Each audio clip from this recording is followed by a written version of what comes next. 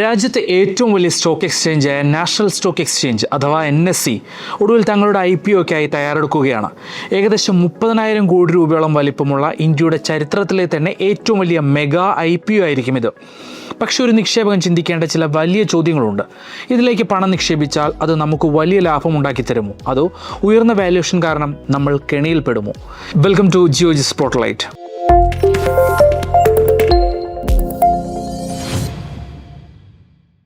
കഴിഞ്ഞ കുറച്ച് വർഷങ്ങളായി നിക്ഷേപ രംഗത്ത് വലിയൊരു മാറ്റം കാണാൻ സാധിക്കുന്നുണ്ട്. പണ്ടൊക്കെ സ്വർണത്തിലും ബാങ്ക് ഡെപ്പോസിറ്റുകളിലും മാത്രം പണം സൂക്ഷിച്ചിരുന്ന സാധാരണക്കാർ ഡിമാറ്റ് അക്കൗണ്ടുകളിലേക്കും ട്രേഡിംഗ് അക്കൗണ്ടുകളിലേക്കും സജീവമായി കടന്നു വരുന്നു. കണക്കുകൾ നോക്കിയാൽ മനസ്സിലാകും.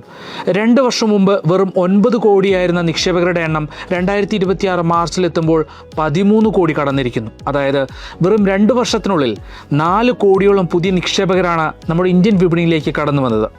ഈ അതിവേഗ വളർച്ചയുടെ കേന്ദ്ര ബിന്ദുവാണ് NSE. അതുകൊണ്ട് തന്നെ ഈ സ്ഥാപനത്തിൻ്റെ ഓഹരികൾ സ്വന്തമാക്കാൻ വലിയ ആവേശത്തോടെയാണ് വിപണി കാത്തിരിക്കുന്നത്. പക്ഷേ ഈ ആവേശത്തിന് പിന്നിൽ നമ്മൾ നിർബന്ധമായും അറിഞ്ഞിരിക്കേണ്ട ചില സാമ്പത്തിക കാര്യങ്ങളുണ്ട്. നമുക്ക് കാര്യങ്ങൾ തുടക്കം മുതൽ പരിശോധിക്കാം. 1992 നാഷണൽ സ്റ്റോക്ക് എക്സ്ചേഞ്ച് അഥവാ NSE സ്ഥാപിതമാകുന്നത്. പൂർണ്ണമായും കമ്പ്യൂട്ടർ അധിഷ്ഠിതമായ ട്രേഡിംഗ് സംവിധാനം ഇന്ത്യയിൽ ആദ്യമായി അവതരിപ്പിച്ചുകൊണ്ട് അവർ വിപണിയിൽ വിപ്ലവം സൃഷ്ടിച്ചു. വളരെ പെട്ടെന്ന് തന്നെ വിപണിയിലെ ഒന്നാമന്മാരായി വളർന്നു. എല്ലാം ഭംഗിയായി മുന്നോട്ട് പോകുന്നതിനിടയിൽ 2016 NSE ആദ്യമായി IPO കൊണ്ടുവരാൻ ഒരുങ്ങിയപ്പോഴാണ് ഇന്ത്യൻ വിപണിയെ നടുക്കിയ ഒരു വലിയ വിവാദമുണ്ടാകുന്നത്. അതാണ് കോലൊക്കേഷൻ വിവാദം. ചില വൻകിട വ്യാപാരികൾക്ക് എക്സ്ചേഞ്ചിൻ്റെ കമ്പ്യൂട്ടർ സെർവറുകളിലേക്ക് മറ്റുള്ളവർക്ക് ലഭിക്കുന്നതിനേക്കാൾ മൈക്രോ സെക്കൻഡുകൾ മുൻപേ നേരിട്ടുള്ള കണക്ടിവിറ്റി നൽകി എന്നതായിരുന്നു ആരോപണം. ഇത് വലിയ നിയമപ്രശ്നങ്ങൾക്കും അന്വേഷണങ്ങൾക്കും വഴിതെളിച്ചു. 2 പ്രമുഖ CEOമാർക്ക് സ്ഥാനം ഒഴിയേണ്ടി വന്നു. അതോടെ അവരുടെ IPO മോഹങ്ങൾ നീണ്ട 10 വർഷത്തിലേക്ക് പെട്ടിയിലായി. പിന്നീട് വലിയ തോതിലുള്ള കോർപ്പറേറ്റ് ഗവേണൻസ് പരിഷ്കാരങ്ങൾ കൊണ്ടുവരികയും ചെയ്ത ശേഷമാണ് ഈ IPO ഫയൽ ചെയ്യാനുള്ള വഴി തെളിഞ്ഞത്. ഒരു കമ്പനി തങ്ങളുടെ ഓഹരികൾ വിപണിയിൽ ലിസ്റ്റ് ചെയ്യുന്നതാണ് IPO. എന്നാൽ NSEയുടെ IPOയിൽ ഒരു വ്യത്യാസമുണ്ട്. ഈ IPO ഒരു ഫ്രഷ് ഇഷ്യൂ അല്ല, മറിച്ച് പൂർണ്ണമായും ഒരു ഓഫർ ഫോർ സെയിൽ അഥവാ OFS ആണ്. ലളിതമായി പറഞ്ഞാൽ ഈ IPO വഴി സമാഹരിക്കുന്ന 30,000 കോടിയും കമ്പനിയുടെ ബിസിനസ് വിപുലീകരിക്കാനോ മറ്റ് ആവശ്യങ്ങൾക്കോ ഉള്ളതല്ല, മറിച്ച് നിലവിലുള്ള വൻകിട ഷെയർ ഹോൾഡർമാരായ State Bank of India, bank of Baroda, മറ്റ് ഇൻഷുറൻസ് കമ്പനികൾ എന്നിവർ തങ്ങളുടെ കൈവശമുള്ള ഓഹരികൾ വിറ്റ് പണമാക്കി മാറ്റുന്നതിനാണ്. ഇനി നമുക്ക് ഈ വമ്പൻ സ്ഥാപനത്തിൻ്റെ വരുമാന സ്രോതസ്സുകൾ പരിശോധിക്കാം. കഴിഞ്ഞ വർഷം 16,601 കോടി രൂപയാണ് NSE വരുമാനമായി നേടിയത്. ഈ തുക എവിടെ നിന്നാണ് വരുന്നത്? നമ്പർ 1, ട്രാൻസാക്ഷൻ ചാർജുകൾ.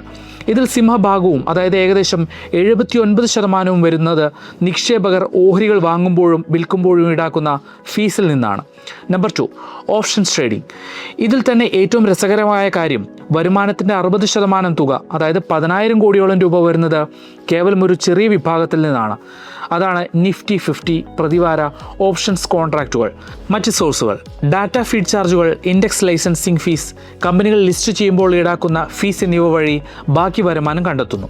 വലിയ വിദേശ എക്സ്ചേഞ്ചുകളായ നാസ്ഡാക്ക് അല്ലെങ്കിൽ ലണ്ടൻ സ്റ്റോക്ക് എക്സ്ചേഞ്ച് എന്നിവ വരുമാനത്തിനായി ഡാറ്റ സബ്സ്ക്രിപ്ഷൻ, ഇൻഡെക്സ് ലൈസൻസിംഗ് എന്നിവയാണ് കൂടുതൽ ആശ്രയിക്കുന്നത്.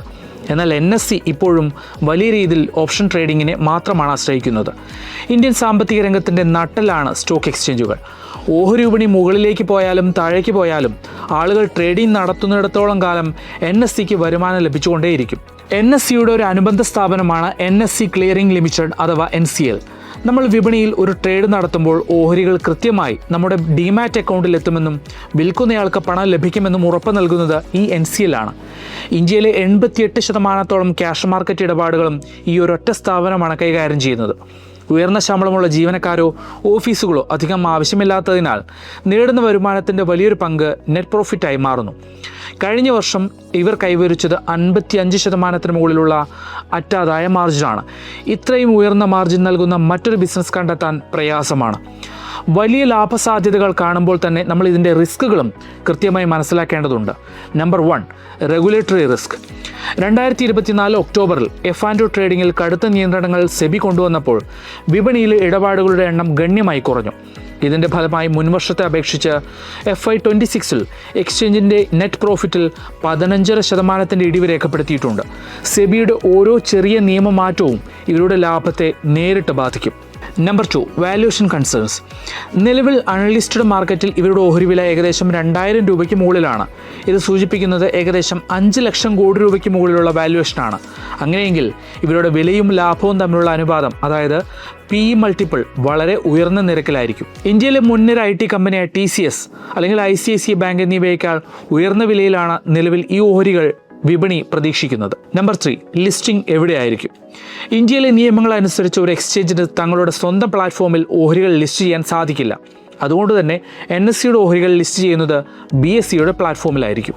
ചുരുക്കത്തിൽ പറഞ്ഞാൽ ഇന്ത്യയിലെ സാമ്പത്തിക വിപണിയിലെ ഏറ്റവും ശക്തമായ കുത്തക ബിസിനസ്സുകളിലൊന്നാണ് നാഷണൽ എക്സ്ചേഞ്ച്. ദീർഘകാലാടിസ്ഥാനത്തിൽ ഇന്ത്യൻ സമ്പദ് വ്യവസ്ഥ വളരുമ്പോൾ തീർച്ചയായും നേട്ടമുണ്ടാക്കാൻ സാധിക്കുന്ന ഒരു മികച്ച ബിസിനസ്സാണിത്. എന്നാൽ IPO വരുമ്പോൾ വിപണിയിലെ വൻ പ്രചാരണം മാത്രം കേട്ട് ചാടി വീണ് പണം നിക്ഷേപിക്കരുത്. പ്രൈസ് ബാൻഡ് പ്രഖ്യാപിച്ചതിന് ശേഷം വാല്യൂഷൻ ന്യായമാണെന്ന് ഉറപ്പുവരുത്തി മാത്രം ദീർഘകാല നിക്ഷേപത്തിനായി തയ്യാറെടുക്കുക. Stock market വിശകലനങ്ങൾക്കും mutual fund വിവരങ്ങൾക്കുമായി ജിയോജി spotlight channel ഇപ്പോൾ തന്നെ സബ്സ്ക്രൈബ് ചെയ്യുക. ഈ വീഡിയോ നിങ്ങൾക്ക് ഉപകാരപ്രദമായെങ്കിൽ ലൈക്ക് ചെയ്യുക, ഷെയർ ചെയ്യുക. Thanks for watching.